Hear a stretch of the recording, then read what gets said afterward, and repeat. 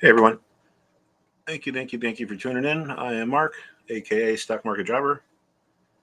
That term comes from I'm a his. Oh, there's my guinea pig, or one of them. All right, Doctor Pavestein, I'll be over there in a minute. Um, Back in the after the Revolutionary War and the founding of the government in the 1780s, the Hamiltonians were the people that would become the Wall Street people and the bankers, and the Jeffersonians were farmers. They didn't really understand Thomas Jefferson. They didn't really understand what became modern finance. So as an insult, they used to call the Hamiltonians stock market jobbers. So that's where that term comes from.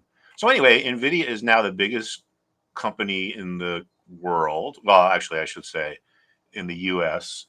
And this is getting really to the point of absurdity, but this is what bubbles are. They get absurd and they go on for a while. A lot of times they go on for longer than you could think they do. So here's NVIDIA. Okay.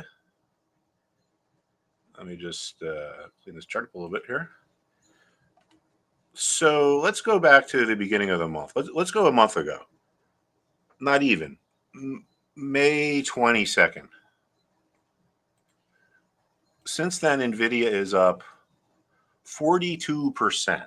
All right. That's like a 2 or 3 year return for most companies. Is this move really justified? I don't know. You tell me. What has really changed over the past month that made this company worth 42% more? New products, increased sales, maybe, but these, this is just inviting some profit taking. But here's what you got to do. You just got to stay with it, but just be prepared because when it turns, it could turn pretty quick. A potential idea could be, all right, as long as NVIDIA is above this trend line, I'm going to stay in it. If it crosses this trend line, then I start to consider potentially selling. We got to let the market tell us what to do. Now, I think an interesting thing to look at is this chart here. So here's the SPY, which we're going to look at, obviously. That's why this is our SPY review. Getting out of control here as well, really overbought. All right. So this shows you what really moves markets the most is perception. I mean, look at Fisker.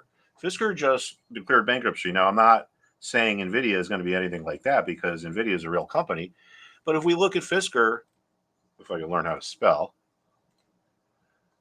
all right, this thing is trading at 2 cents a share. Wow, it was 5 cents a share before, 2 cents a share. So the question is not why is this thing trading at 2 cents a share? Now, the company loses a ton of money. It's not worth anything.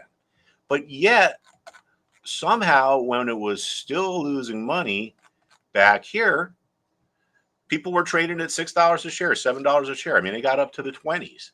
And the company's always been garbage. But it just shows you how powerful perception is.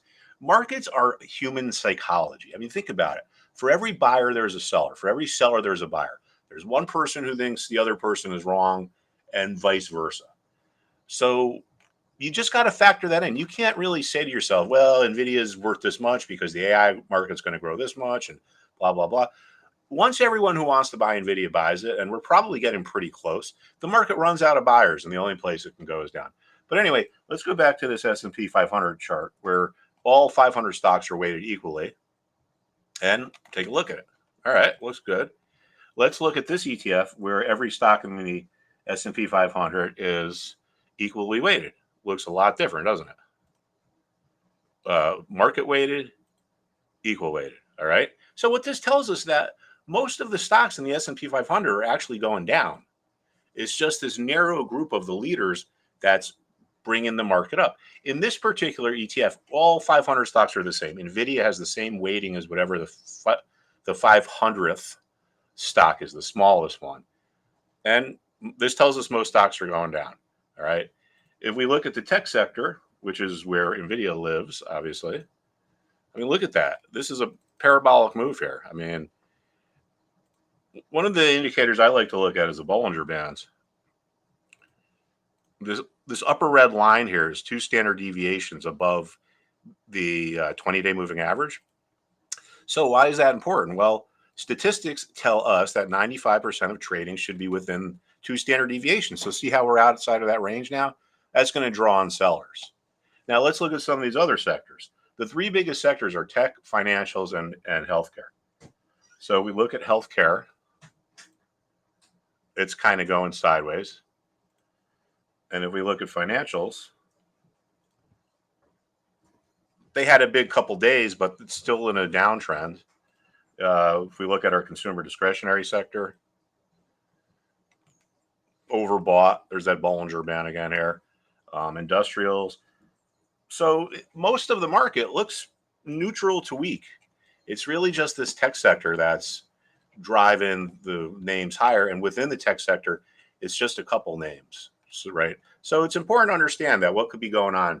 It's almost like a flight to safety, right? In the old days, it was like, oh, flight to safety, we're going to go buy gold. But now it's like, I'm starting to get worried about this market.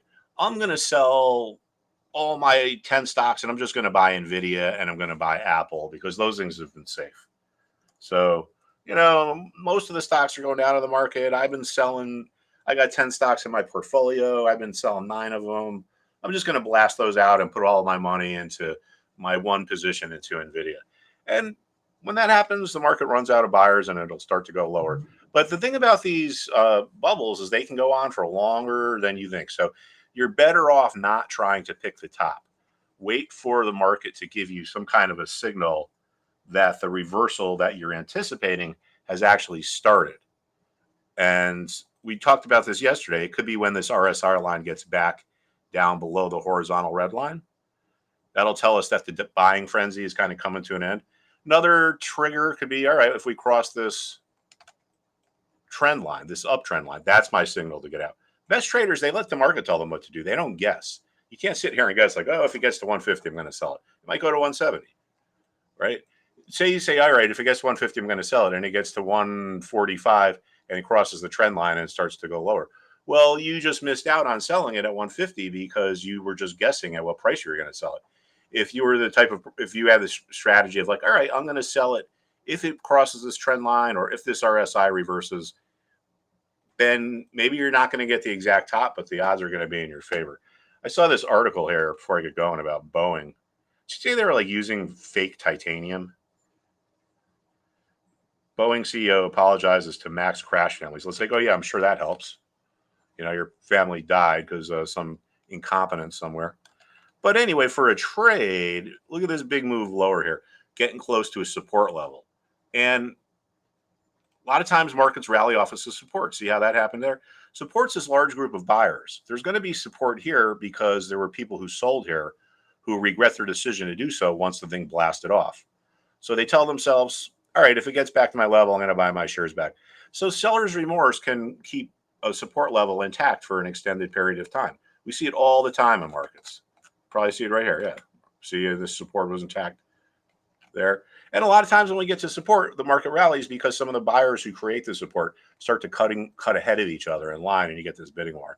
All right, thanks a lot, everybody. The market is closed tomorrow, but I suppose we'll be here tomorrow morning at 8, and hope to see you then.